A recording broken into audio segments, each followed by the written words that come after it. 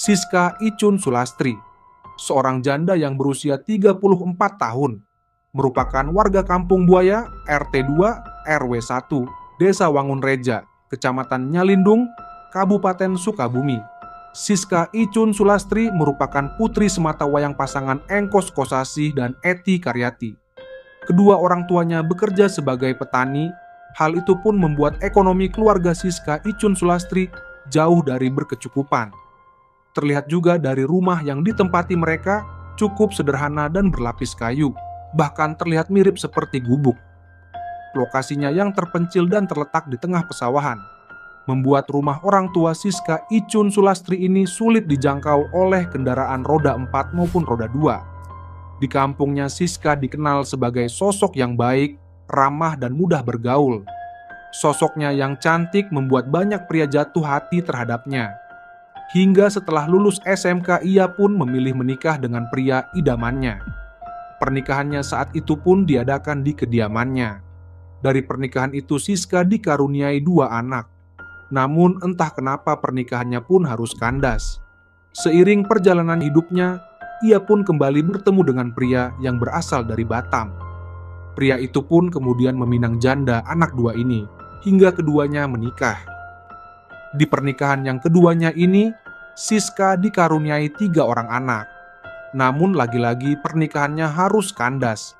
Tidak ada informasi terkait pernikahannya yang selalu gagal ini. Hingga akhirnya Siska memilih pergi ke Jakarta untuk mengadu nasib demi menghidupi kelima anaknya. Selama di Jakarta, Siska Icun Sulastri bekerja di perusahaan obat dan suplemen bernama Sinergi atau Sinerprof. Ia sudah 5 tahun bekerja di Jakarta. Selama di Jakarta, ia juga kerap pulang ke kampung halamannya sebulan sekali, bahkan terkadang seminggu sekali. Meski telah memiliki 5 anak, wanita yang berusia 34 tahun ini pun masih terlihat cantik. Hal itu pun terbukti karena saat ini ia telah mendapatkan calon suami yang merupakan seorang pelayar. Karena harus berlayar selama 8 bulan, keduanya pun memilih bertunangan terlebih dahulu sebelum sang kekasih berlayar dan melangsungkan pernikahan ketiga kalinya setelah sang kekasih kembali pada 2019 mendatang. Singkat cerita, selama di Jakarta, rupanya Siska selain bekerja di perusahaan obat dan suplemen, diam-diam ia membuat akun di aplikasi hijau untuk melayani pria-pria hidung belang dengan tarif yang sudah ia tentukan. Selama di Jakarta, ia pun stay di apartemen Kebagusan City, Unit 19, Tower A, Jalan Baung Raya, Kebagusan, Jakarta Selatan. Saat ia sedang membuka akun aplikasi hijau miliknya, ternyata ada seorang pria yang ingin menggunakan jasanya. Pria berondong ini pun mengaku akan membayar sebesar 2 juta rupiah untuk 1 kali kencan dengan janda cantik ini. Pria itu bernama Hidayat, yang berusia 22 tahun. Hidayat sendiri sudah mempunyai istri dan juga seorang anak. Hidayat bekerja sebagai cleaning service di sebuah apartemen di bilangan Pondok Indah, Jakarta Selatan. Setelah keduanya berbincang di aplikasi hijau terkait tarif, akhirnya keduanya pun sepakat bertemu di apartemen Siska pada Minggu 16 Desember 2018 sore. Sekitar pukul setengah 6, Hidayat pun tiba di apartemen. Di sana Hidayat menunggu Siska di kolam renang apartemen. Tak lama menunggu, Siska pun turun menemui Hidayat. Setelah bertemu, Siska pun langsung mengajaknya ke kamar apartemen di lantai 19. Sesampainya di kamar, Siska yang saat itu menggunakan baju transparan itu terlihat siap melayani Hidayat. Saat sudah keduanya berada di atas kasur, Hidayat pun mulai melucuti pakaian Siska.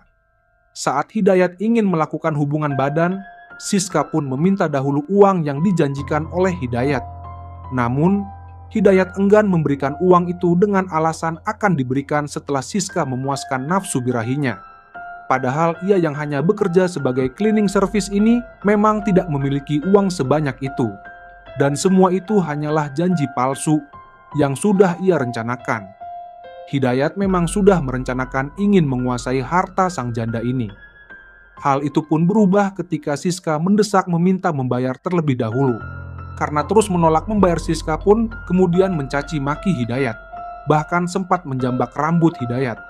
Hal itu pun membuat emosi Hidayat memuncak. Ia kemudian mengambil pisau yang tergeletak di meja TV dan langsung menusuk Siska. Siska pun saat itu tak tinggal diam, ia mencoba merebut pisau dari tangan Hidayat. Namun hal itu tak berhasil dilakukannya. Siska ditusuk di ulu hati dan di pinggang sebelah kanan sebanyak 2 kali. Meski dalam kondisi terluka parah, Siska pun masih terus melawan dan berteriak. Hidayat yang panik pun langsung menjerat Siska menggunakan kabel cas handphone, yang membuat Siska tak bisa bernapas dan meninggal dunia bersimbah cairan merah. Rencana awal yang hanya ingin menguasai harta Siska saat ia lengah itu pun berubah menjadi penghilangan nyawa yang tragis saat ia mulai emosi ketika dihina. Saat itu juga ia langsung mengambil 2 unit ponsel dan kalung emas milik Siska, serta pisau yang ia gunakan untuk menghilangkan nyawa Siska. Lalu kabur meninggalkan jasad Siska di kamar apartemen pada Minggu 16 Desember 2018 malam.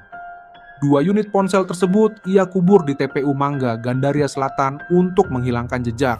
Sementara kalung emas milik Siska ia jual di toko emas yang ada di kawasan Fatmawati, Cilandak, Jakarta Selatan. Kemudian ia kabur ke rumah orang tuanya di kawasan Cilandak, Jakarta Selatan.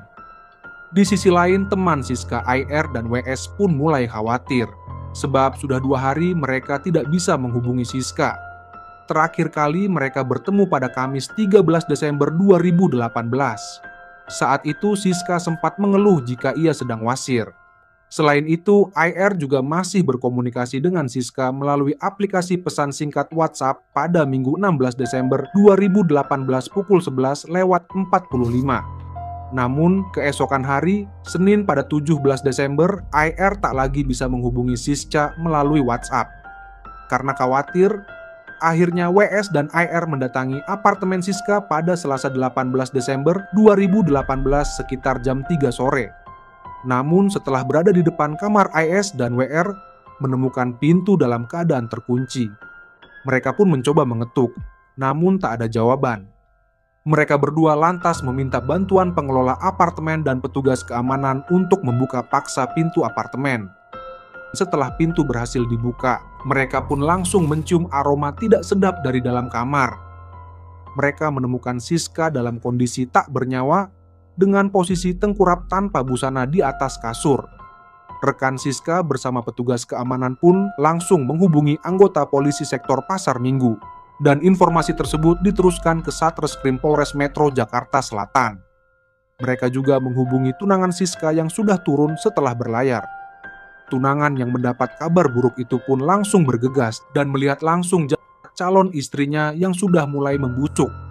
Polisi yang tiba pun langsung melakukan olah TKP dan mengumpulkan barang bukti serta keterangan saksi guna mengungkap penyebab kematian wanita tersebut yang diduga menjadi korban penghilangan nyawa. Sebab kondisi korban saat ditemukan dalam keadaan tengkurap tanpa busana dan ada cairan merah di pinggul, perut, pergelangan tangan kiri dan bahu yang mulai membiru.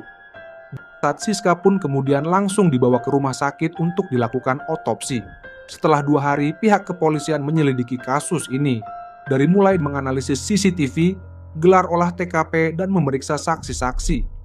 Tepatnya pada 20 Desember 2018, polisi pun berhasil menangkap Hidayat, pria yang berusia 22 tahun yang sedang bersembunyi di kediaman orang tuanya di Cilandak, Jakarta Selatan. Saat didatangi petugas, Hidayat sempat bersembunyi di kolong tempat tidur. Namun segera diketahui petugas dan ia pun menyerah tanpa perlawanan. Ia kemudian dibawa ke Polres Metro Jakarta Selatan untuk mempertanggungjawabkan perbuatannya. Hidayat dijerat pasal 338 KUHP tentang penghilangan nyawa, dengan ancamannya 15 tahun penjara. Siska Icun Sulastri sebelum ditemukan kehilangan nyawa disebut kerap membawa lelaki untuk menginap di kamar apartemen Kebagusan City, Pasar Minggu, Jakarta Selatan. Hal itu terungkap dari daftar tamu apartemen. Berdasarkan informasi, lelaki yang kerap menginap ke dalam kamar bukan merupakan suami Siska. Bahkan, lelaki yang menginap di kamar korban selalu berbeda-beda.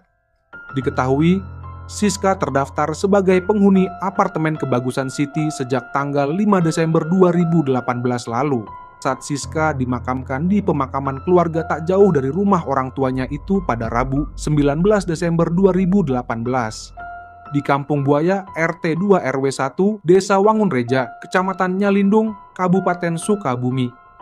Kepergian Siska pun meninggalkan luka mendalam bagi keluarga dan kelima anaknya. Rencananya menikah pun harus pupus. Kisah janda 5 anak ini, kita hanya bisa membantu mendoakannya guys, agar almarhum bisa tenang di peristirahatan terakhirnya. Dan kisah ini bisa menjadi pelajaran buat kita semua.